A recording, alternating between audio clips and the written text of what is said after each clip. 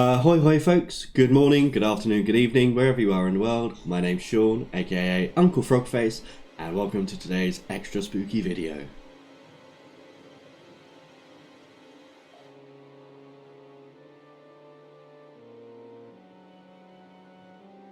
So as you might remember from my last video, I went to a pound shop and the works and I bought lots of cheap art supplies.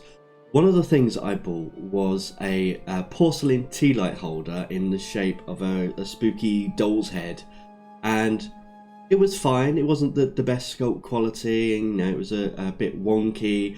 I knew what I wanted to do with it, and that's what we're going to be doing today. So today we're going to take that tea light holder and we're going to make a sculpt of Pennywise the clown from it.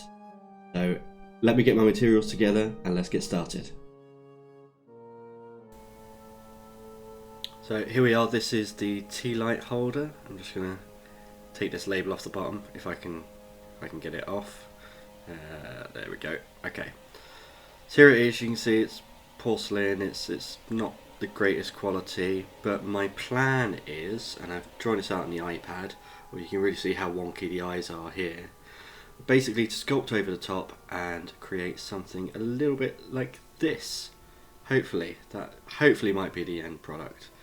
We're going to build up that onto the porcelain face. So, to do that, I've got a few things in my lovely red art tray. First of all, simple dishcloth, 85p I think from Wilko's. Milliput I've not used before, but it's an epoxy putty clay type thing, so I'm looking forward to using this, not my normal sculpting medium. Some wax carving tools or just simple sculpting tools, some other sculpting tools I have, lovely red tray from the haul before, and this is just some, in the UK, silver foil, if you're in the US, aluminum foil, aluminium foil, and this is for the hair. This is just a normal 3-ply nylon yarn, and of course that's super glue, cyanoacrylate glue, and a glue gun. I think that's about everything, and I'll be using some paints as well, obviously. But first, before I can actually do anything with those tools, I need to sand the surface of this just to rough it up a little bit. So I'm going to take some 100 grit sandpaper, I'll go away and just scratch the surface and then come back.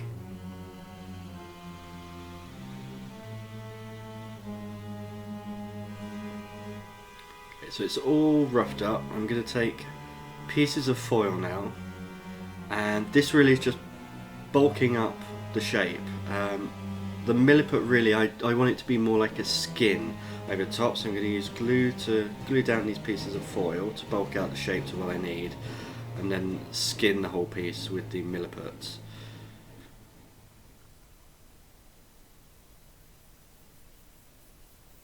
Here you can see I'm just squashing down the pieces into the rough shapes that I need, and take a bit of glue, and I hate squeezy bowls, so I always take the squeezing nozzle off the top. That's just an old wooden dowel, and I will one day learn how to position myself so that the work is in frame the whole time. But there we go, I'm just squashing it down and squeezing it into shape, and that's pretty much how I go all the way through. Like with the eyebrows here, I'm trying to even up the eyes as well, because you can see that the left eye on the doll is, well, from our perspective, the one on the left is much higher than the one on the right. So with the cheeks and the eyebrows, I should be able to bring them both into alignment. And the reason I wanted to do Pennywise is I think it's one of the first Stephen King books I ever read. And obviously there was the 1980s movie version, or the short series really, with Tim Curry, and now the more recent one. And I love both versions. It's such a great character. So I kind of wanted to pay homage to that with this piece. Anyway, enough from me, let's just enjoy me sticking bits of foil to this weird head.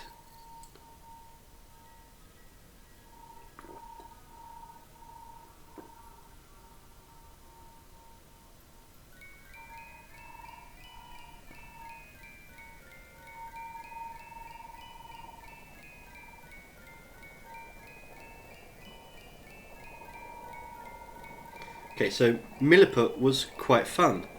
Um, so it's not the easiest thing to sculpt with. I don't think it's really meant to be a sculpting medium.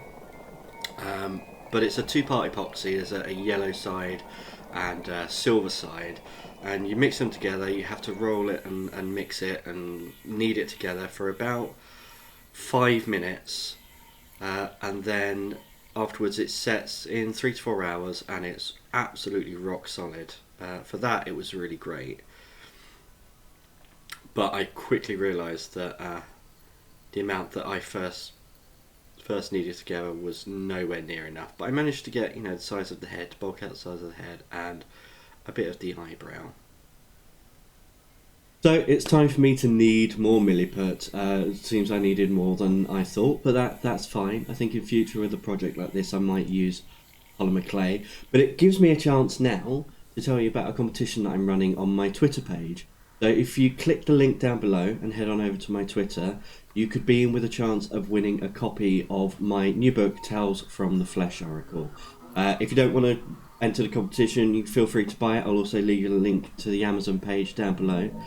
Yeah, I think we're just about kneaded up with this Milliput, so let's get back to the sculpt. So another 5 minutes later and another huge amount of Milliput. Well, not that huge really. I think in total I only used about a third of the packet, which is not too bad at all. But yes, do head over to the Twitter page if you'd like a copy, if you'd like to be in with a chance of winning a copy of my book. I'll be... the competition's open until Halloween, and I'll be announcing the winner on the 1st of November. But this is sped up quite a lot.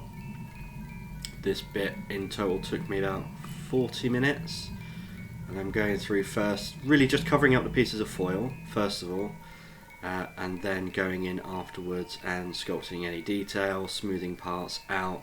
That little glass of liquid there is just water. I found that the tools were sticking quite badly to the Milliput, so I found that just a little bit of water stopped it from sticking and let me smooth out a little bit easier.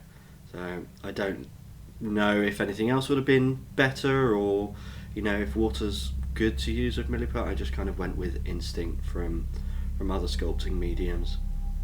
But as I said, I think I would probably use polymer clay for this kind of thing in the future. I just didn't happen to have any polymer clay in the house, but I will definitely be buying some more. It's the first time I've sculpted anything for quite a while, and I forgot how much fun it is. I'm also tempted to try monster clay, so if any of you have tried monster clay or Chavant clay, and you have any recommendations or any tips or anything, feel free to drop them in the comments below. I'd love to hear your thoughts on them.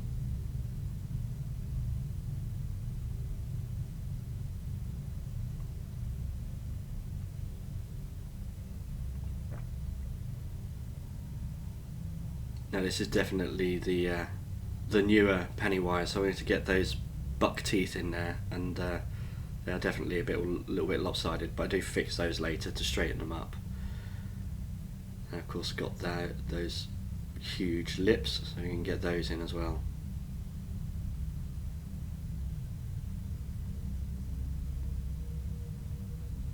It's already starting to look creepy at this point.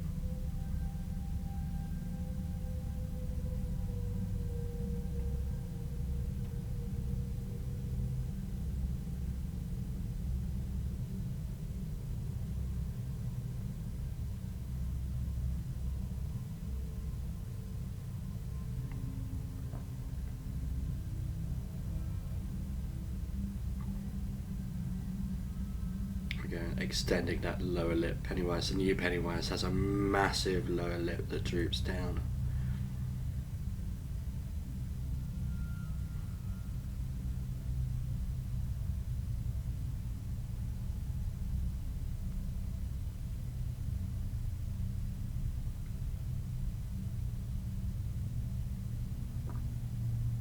Just build up this brow ridge a little bit more, make it a bit more defined, a bit deeper. Set those eyes back as well.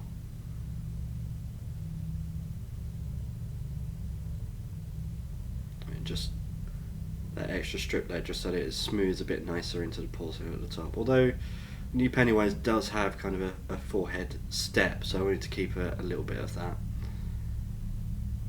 But definitely smoothing this out. And Pennywise doesn't really have eyebrows, but there's an indentation of eyebrows, so just popping those in there with an Explorer tool. And building out the ears just a little bit, built outside of the head, which pushed the ears in, so just building this out a little bit. And going over, smoothing out what I can, just with my finger and some tools and a little bit of water. And I wanted to add some texture to different areas, because Pennywise is not that smooth. He kind of had these pockmarks and dimples all over, so I wanted to get some of those in as well. And if I get my head and hair out of the way, you'll be able to see a bit clearer.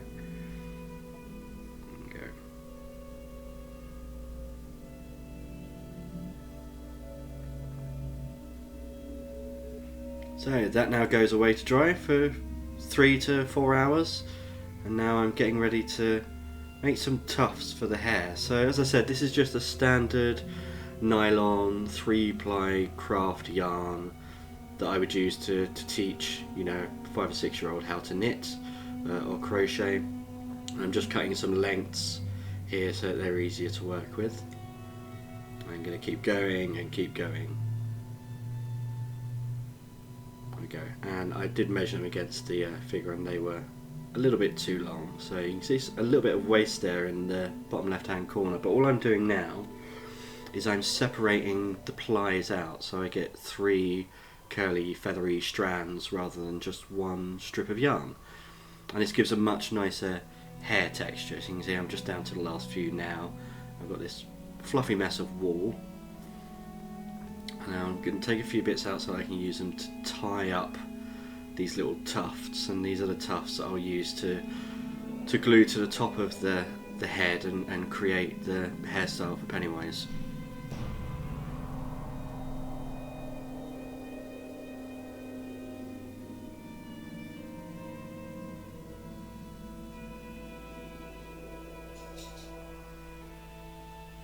And I realised that actually it's much too bright and vibrant and orange, so this is just a lot of water with a tiny dot of white, black, red and green acrylic paint in, just to create this wash. I'm just going through and really dirtying up the hair, dulling it back. I mean, Pennywise does have some very orange hair, but it's quite dirty. He does live in a sewer after all. So that's what I'm doing here, is I'm just aging and dirtying the hair up. Okay, so now we have all of the pieces of hair made. We need to put a base coat of white onto the actual sculptures. Excuse me. So for this, I'm just using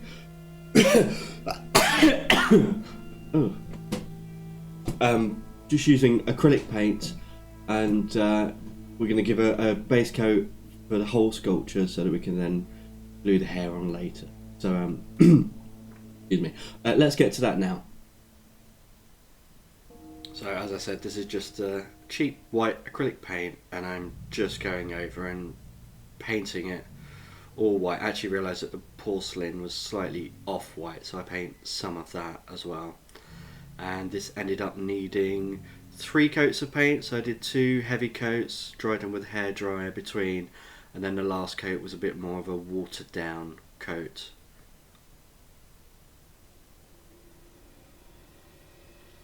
So he's all dry now, and these are those tufts, and we're just hot gluing them on. So Pennywise has a very distinctive hairstyle, so I'd arranged these in such a way that I can style them afterwards. I've got all the back part of the hair, and this is the front part. Alright, so I think I've got my coughing under control now, sorry about that.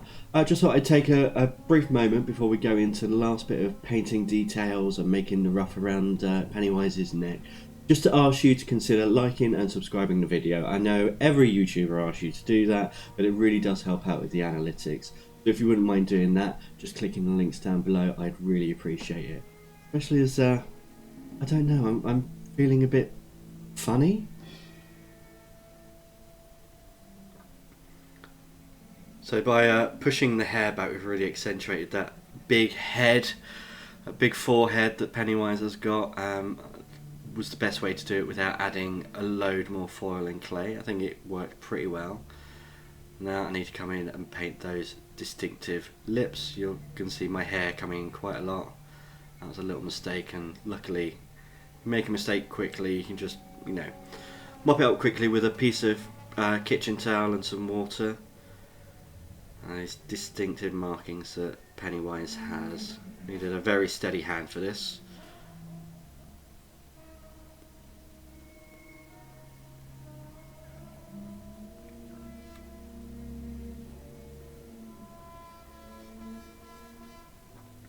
So for the darker parts under the eyes, in the crease of the mouth and things like that, I didn't want to go in for a black. I think black can be a little bit too overpowering. So I went for more of a purple colour, and I just dabbed it in a very light wash, and I'm taking some of it out with a cotton bud and then going in again and adding it where it needs to go. You can see it just makes those details pop, and makes those buck teeth stick out as well. And then we have his distinctive red nose.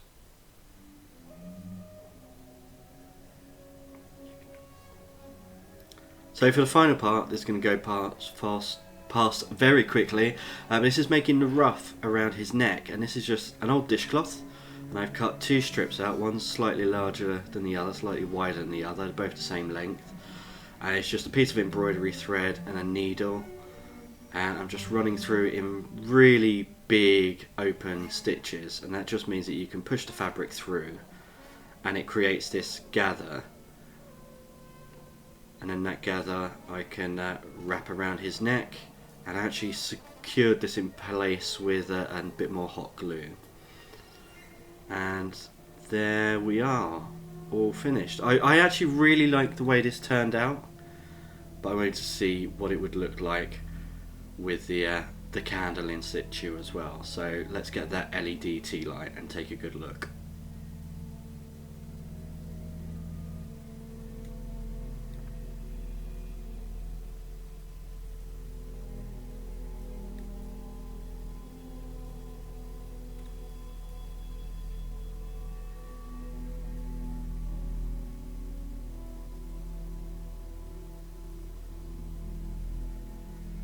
Well, there you have it.